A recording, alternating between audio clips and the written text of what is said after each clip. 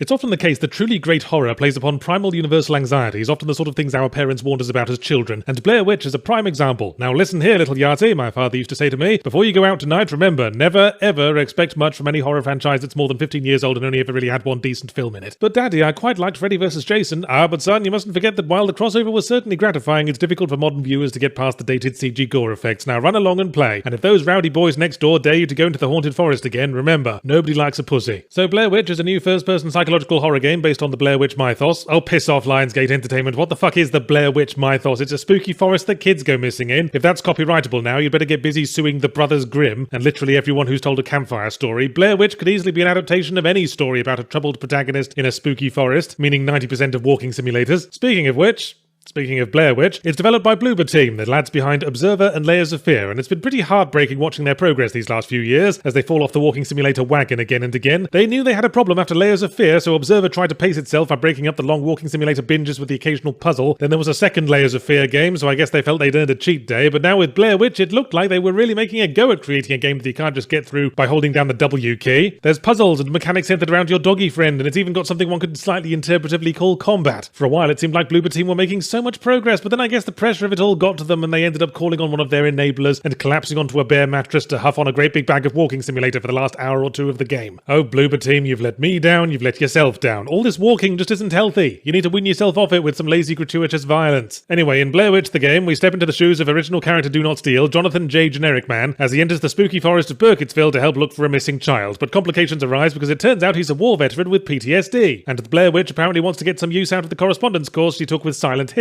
and turn his own inner demons against him. To help him along, Jerome K. Normal Bloke is a sort of therapy support dog thingy following him around named Bullet. Now, I'm no psychologist, but if you're training up a therapy dog specifically for helping a traumatized war veteran who tends to have PTSD flashbacks when reminded of violence, naming him Bullet seems a bit counterproductive to me. It's either very misguided or the work of a very devious therapist trying to ensure a guaranteed source of income. What's your dog's name? Bullet. Did you say Bullet? What? Where? Anyway, Jeremy Q. Average ventures into the forest, swiftly loses touch with the rest of the search party, and finds himself lost and alone in a terrifying odyssey of self-reflection and spooky set pieces, with nothing to help him but a dodgy camcorder and a dog named after a murder weapon. So gameplay begins with us wandering around a rather nice-looking forest, waiting for the game to explain what the flaming urethra we're supposed to be doing next. We can tell IED the Wonder Dog to seek, but most of the time he can just about manage to find his own balls. Blair Witch is taking on the Last Guardian burden of having the gameplay heavily reliant on the actions of an NPC animal character who technically does what we tell him to, but also has their own agenda, filled with interesting buttholes to smell. So I hope you weren't planning to speedrun this. Anyway, after a lot of stumbling around, we make the discoveries that progress the plot, and soon enough night falls and we have to get our spooky flashlight out. So I turned it on and said, no, seriously now, Bloober Team, where's my real flashlight? You're not trying to tell me that Jimmy Wingnut here ventured into the forest with nothing but the light-up eyes on an old Thundercats toy? Blimey, I was going to say that at least Bloober Team does some pretty nice environment design, but it hardly counts when I'm basically looking at it through a hole the size of a tea bag. This takes on new dimensions of irritation when the, I hesitate to call it combat